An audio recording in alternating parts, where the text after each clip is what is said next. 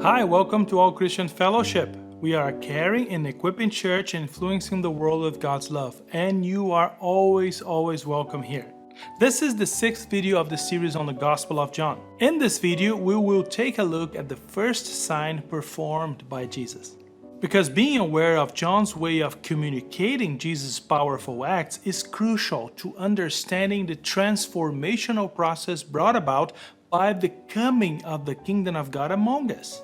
Only then can we realize that being transformed means not only becoming different, but receiving a definite and sanctified life purpose by the acting of the Holy Spirit in our daily lives. So let's take a look at this interesting story. On the third day, a wedding took place at Cana in Galilee. Jesus' mother was there, and Jesus and his disciples had also been invited to the wedding. When the wine was gone, Jesus' mother said to him, "They have no more wine." "Woman, why do you involve me?" Jesus replied, "My hour has not yet come." His mother said to the servants, "Do whatever he tells you." Nearby stood 6 stone water jars, the kind used by the Jews for ceremonial washing, each holding from 20 to 30 gallons. Jesus said to the servants, "Fill the jars with water." So they filled them to the brim. Then he told them, "Now draw some out and take it to the master of the banquet." They did so, and the master of the banquet tasted the water that had been turned into wine. He did not realize where it had come from, though the servants who had drawn the water knew. Then he called the bridegroom aside and said, "Everyone brings out the choice wine first, and then the cheaper wine after the guests have had too much to drink. But you have saved the best till now." What Jesus did here in Cana of Galilee was the first of the signs through which he revealed his glory, and his disciples believed in him. After this, he went down to Capernaum with his mother and brothers and his disciples. There they stayed for a few days. COVID-19 has been a very harsh reality for many people. In many countries and here, families have been separated from their loved ones because of an illness that took many people by surprise. It took a long time for us to receive the vaccines. It took a long time for us to get adequate medical resources. It took a long time before people realized how dangerous this virus really is. And please don't get me wrong here, I'm not blaming the public or frontline workers or governments. No, I know many people gave up their own lives to try to save others. We will always be thankful and respectful for their lives. I'm saying that we have all been caught off guard. We have all suffered because we were not sufficiently prepared to face such a powerful enemy, right? Thanks be to God, we have managed to get our shots now, protecting our and other people's lives. However, like all human beings who have faced different challenging events throughout history, we also try to transform and adapt to new realities, right? Sometimes even in difficulty, we manage to learn some positive lessons and learn to live with dignity again in the face of challenge. Being at home during the lockdown, for example, was a real blessing in my life, as far as the contact I was able to have with my daughter. While staying at home together, we managed to create some exciting games. One of these games was a mixture of stories about pirates and princesses and of course chocolates. In short, the pirates secretly entered our house and kidnapped all princess dolls. Afterwards, the pirates left cryptic message around the house saying that we would have to pay them to get the princesses back. And the payment was, of course, our chocolates. We couldn't eat them because we had to use them as a ransom for the princess's freedom, right? But then we boldly decided not to give up our candies. What did we do? Well, we threw ourselves into a wonderful adventure of trying to find all the secret places where the pirates had hidden the princesses. Of course, once in a while, we have to fight some dangerous and ugly pirates to rescue the princesses, but we were willing to take the risk. After all, more dangerous than facing any nasty pirate is trying to live without chocolate, right? In other words, the game was nothing more than a fun treasure hunt with a tailored plot and engaging characters. And we managed to follow all the clues step by step. Finally, we got our reward and enjoyed the prize. We ate our chocolate accompanied by the lovely princesses. Now, we did it because we were able to find all the clues. You see, John's Gospel is planned as a kind of a treasury hunt with careful and sometimes cryptic clues laid for us to follow.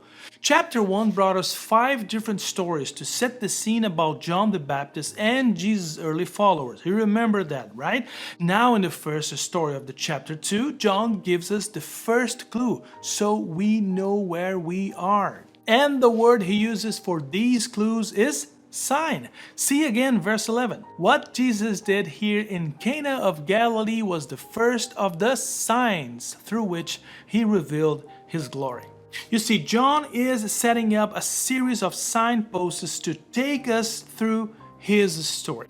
The signs are all occasions when Jesus did what he had just promised Nathanael, that he would manifest God's power among us. These signs are like the moments when the angels of God are going up and coming down at the place where Jesus is. The signs are all visible to people who watch with at least a little faith.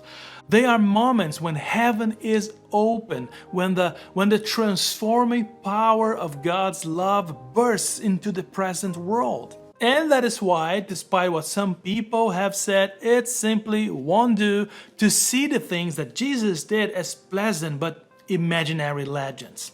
Because these stories are not things that did not actually happen. They were not created with only the intention of illustrating some supposedly deeper, more spiritual truth. No, of course not.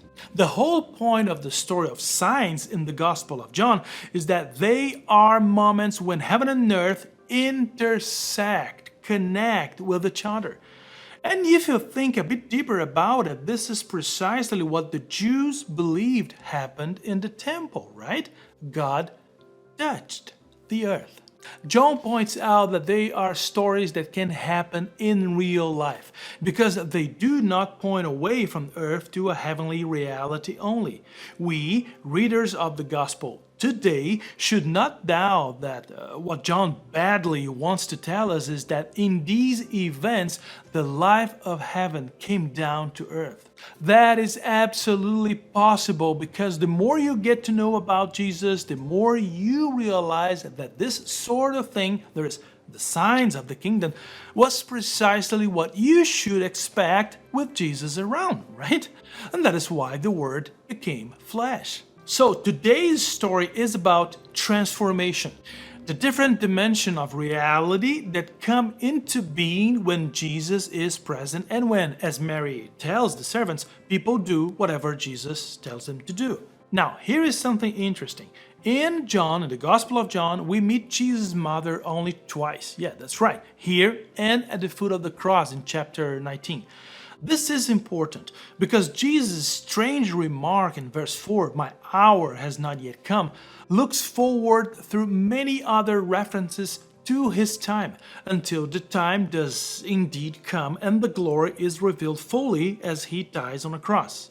The event of the cross is the ultimate moment when heaven and earth meet. You got that, right? That is when it takes all the faith in the world to see the glory hidden in the shame. The creative world presented as a weak, dying human being.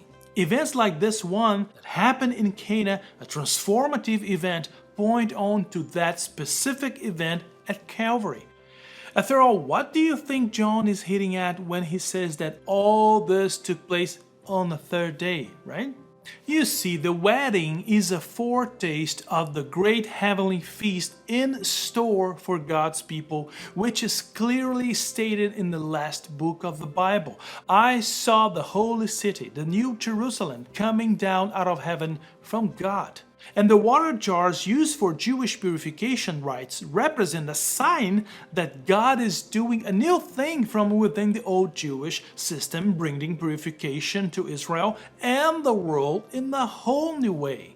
And here is the climax of the story. There was a huge problem with the wedding. You remember that. Running out of wine was not just inconvenient, but a social disaster and disgrace. The family would have to live with the resultant shame for a long time. Bride and groom would probably regard the unfortunate event as bringing bad luck to their married life. And though Jesus hereafter addresses himself to other kinds of problem, we are already witnessing the strange but certainly welcoming compassion. Therefore, the transformation from water to wine is, of course, meant by John here to signify the effect that Jesus has on people's lives. As Jesus says later, he came that we might have life in all its fullness. John knows from years of experience that to believe in Jesus as the Christ is to live a life within a life. That's right, it's a weird situation if looked at only from our human and limited point of view. Because nothing is changed, but everything is different, right? What had been water is now wine. Word has become flesh. And now word that has not yet come is here. And this is existent at the edge of the ages, a point at which the old and the new life dance together. What will be is now here. What seems to be is no more. In this word and light of God, who is a man, all is new. How else can the transformation be conveyed except in the stories that reveal the hour of God has come? Therefore, the meaning of this story is that the hidden life of the children of God will inevitably be revealed. So moral lessons about excessive drinking do not fit here. No, please. Neither do tidy moralities about family life. Not even marriage is in question except incidentally. This quiet story is about a shift in lives, nothing less. It tells something profound about the fulfillment in history by the power of God through an uttered word. It shows a promise made to the patriarchs, speaking in Moses, the lawgiver, and culminated in Jesus Christ. It continues the story of the life of God with a beloved people. You might want to pray through this story with your own failures and disappointments in mind, remembering that transformation only came when someone understood that they should do whatever Jesus tells them. So, here's the question. Are you doing whatever Jesus is telling you? You see, that is why we still read the Gospel of John. That is why we are every day invited to become a witness of the revelation of God's signs around us. It's time to see and follow the light. It's time to enjoy God's grace. So all the best to you and your family. Be in peace. Bye now.